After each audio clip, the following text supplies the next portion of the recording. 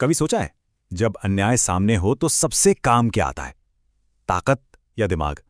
चलिए, आज एक ऐसी ही कहानी की गहराई में चलते हैं जहां एक होशियार बेटे ने अपनी अक्ल से एक बहुत लालची जमींदार को उसी के बिछाए जाल में फंसा दिया। और ये सिर्फ एक कहानी नहीं है, बल्कि एक तरह से इस बात का सबूत है कि दिमाग की ताकत हमेशा जिस्म की ताकत से बड़ी होती है। और इस पूरी कहानी का, पूरी प्रॉब्लम का जो सेंटर पॉइंट है ना, वो सेठ लाला के इन्हीं शब्दों में है। मेहनत ये करते हैं और फसल मैं हड़प लेता हूं। सोचिए जरा, ये सिर्फ लालच की बात नहीं थी, ये एक माइंडसेट था, एक सोच कि मेहनत तुम करो लेकिन मजा मैं लूंगा। और इसी एक लाइन पर उसने वो पूरा सिस्टम खड़ा कर दिया था जो गांव के गांव को चूस रहा था। और अफसोस की बात यह है कि उसे इस पर गर्व था। तो आइए इस दिमागी लड़ाई के हर एक दांव पेच को देखते हैं। शुरुआत करेंगे सेठ के उस राज से जहां वो सबका शोषण करता था। फिर हम देखेंगे कि विशाल यानी किसान का बेटा इस चैलेंज को कैसे लेता है, और उसके बाद एक एक करके उसकी 3 शर्तें और विशाल के 3 जवाब। और हाँ, आखिर में ये भी समझेंगे कि इस पूरी जंग से हमें सीख क्या मिलती है। तो देखिए, सेठ लाला वो कोई आम जमींदार नहीं था। वो एक मकड़ी की तरह था जिसने पूरे गांव पर एक जाल बुन रखा था। और उसके जाल में फंसते थे मंगरू जैसे बेचारे गरीब किसान। वो उन्हें झूठे वादे करता, ऐसी ऐसी चालाकी भरी शर्तें रखता था कि आखिर में किसान की मेहनत और उसकी जमीन दोनों सेठ की जेब में चली जाती थी। और ये सब होता कैसे था? ठेके पर, खेत के नाम पर। जरा इमेजिन कीजिए, एक किसान महीनों तक अपना खून पसीना एक कर देता है, दिन नहीं देखता, रात नहीं देखता, और जब फसल काटने का टाइम आता है तो सेठ अपनी चालाकी से लगभग सारी की सारी फसल उठाकर ले जाता। मंगरू जैसे किसानों के हाथ में क्या आता था? बस गिनती की कुछ बोरियां। ऐसे लगता था जैसे उसकी मेहनत का मजाक उड़ाया जा रहा हो। और जब अपनी पूरी फसल ऐसे लुटते देखता था ना मंगरू, तो उसके मुंह से यही निकलता था, धिक्कार है ऐसी मेहनत और जिंदगी पर। ये शब्द सिर्फ मंगरू के नहीं थे, ये उस गांव के हर किसान की बेबसी और टूटी हुई उम्मीद की आवाज थी। वो सब एक ऐसे चक्कर में फंस चुके थे जहां मेहनत उनकी थी, लेकिन फल हमेशा हमेशा सेठ का होता था।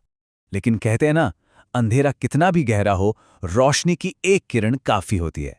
और इस कहानी में वो मोड़, वो किरण था विशाल, मंगरू का पढ़ा लिखा बेटा, जो शहर से सिर्फ डिग्री लेकर नहीं लौटा था, बल्कि एक नई सोच, एक नई हिम्मत लेकर लौटा था। और जब उसने अपने घर, अपने गांव वालों की ये हालत देखी ना, तो उसने ठान लिया कि बस अब बहुत हुआ, इस अन्याय के चक्कर को तोड़ना ही पड़ेगा। और यहां इस कहानी का सबसे सबसे इंपॉर्टेंट पॉइंट आता है। विशाल ने गुस्से में आकर लाठी डंडे नहीं उठाए। उसने ताकत का जवाब ताकत से देने की नहीं सोची। नहीं, उसने फैसला किया कि वो सेठ को उसी के खेल में, उसी के नियम इस्तेमाल करके हराएगा। उसने अपना हथियार बनाया अपनी बुद्धि को, अपने दिमाग को। और ये एक ऐसा हथियार था जिसका सेठ के पास कोई तोड़ नहीं था। तो ठीक है, अगले ही दिन विशाल पहुंच गया सेठ के पास जमीन मांगने। अब सेठ ने उसे देखा, एक पढ़ा लिखा लड़का। उसे लगा, अरे इसको बेवकूफ बनाना तो बच्चों का खेल है। उसने विशाल को बहुत कम समझा, और इसी गलतफहमी में उसने अपनी पहली चालाक शर्त विशाल के सामने रख दी। अब शर्त सुनने में बड़ी सिंपल थी कि फसल का जो ऊपर का हिस्सा होगा वो सेठ का, और जो नीचे का हिस्सा होगा वो विशाल का। Simple, right? नहीं, इस सीधी सी बात में एक बहुत गहरा जाल था। सेठ को पूरा पूरा यकीन था कि विशाल भी अपने बाप की तरह गेहूं ही उगाएगा, और अगर गेहूं उगाया तो सारा का सारा अनाज जो ऊपर होता है वो सेठ को मिल जाएगा, और विशाल के हाथ में क्या आएगा? सिर्फ बेकार जड़ें। मतलब ये एक सोची समझी साजिश थी। तो सवाल ये उठता है कि ऐसी वन साइडेड शर्त के साथ विशाल जीतता तो जीता कैसे? सेठ तो मन ही मन मुस्कुरा रहा था। उसे लग रहा था कि लड़का जाल में फंस चुका है। और यहीं विशाल ने पूरा खेल पलट दिया। सेठ इंतजार कर रहा था गेहूं का, और विशाल ने खेत में बो दिए गाजर। अब सोचिए क्या हुआ होगा जब फसल तैयार हुई। सारी की सारी गेम ही बदल गई। असली कीमती हिस्सा यानी गाजर, वो तो जमीन के नीचे था, और नीचे का हिस्सा किसका था? विशाल का। तो सेठ के हाथ में क्या आया? सिर्फ ऊपर के बेकार पत्ते। पहली बाजी विशाल ने जीत ली थी। अब ये हार देखकर सेठ तो जैसे आग बबूला हो गया। उसकी नाक के नीचे से एक लड़के ने उसे मात दे दी थी। उसे यकीन ही नहीं हो रहा था। उसने उसी वक्त कसम खा ली कि अगली बार वो विशाल को ऐसा सबक सिखाएगा कि वो जिंदगी भर याद रखेगा। तो अगले सीजन के लिए सेठ ने अपनी चाल बदल दी। उसने शर्त को ही उलट दिया। कहा, इस बार फसल का नीचे का हिस्सा मेरा और ऊपर का हिस्सा तुम्हारा। सेठ को लगा कि उसने अपनी पिछली गलती सुधार ली है। अब विशाल चाहे गाजर उगाए या कुछ भी, कीमती हिस्सा तो उसे ही मिलेगा। उसे लगा कि इस बार उसने विशाल के लिए सारे रास्ते बंद कर दिए हैं। सेठ अपनी इस नई चाल पर बड़ा खुश था। उसे लगा कि बस अब तो इस लड़के को पकड़ ही लिया। लेकिन क्या विशाल इतनी आसानी से हार मानने वाला था? क्या उसके पास इसका भी कोई तोड़ था? बिल्कुल था। विशाल ने फिर से सेठ की ही चाल उसी पर उल्टा चला दी। सेठ ने नीचे का हिस्सा मांगा था ना, तो इस बार विशाल ने खेत में लगा दिए गेहूं, और नतीजा सारा कीमती अनाज जो पौधे के ऊपर उगता है वो शर्त के हिसाब से विशाल को मिला, और सेठ को मिली वही मिट्टी में दबी बेकार जड़ें। स्कोर विशाल 2 सेठ 0। सेठ दूसरी बार भी हार चुका था। अब दो बार हारने के बाद सेठ का गुस्सा और फ्रस्ट्रेशन दोनों आसमान पर थे।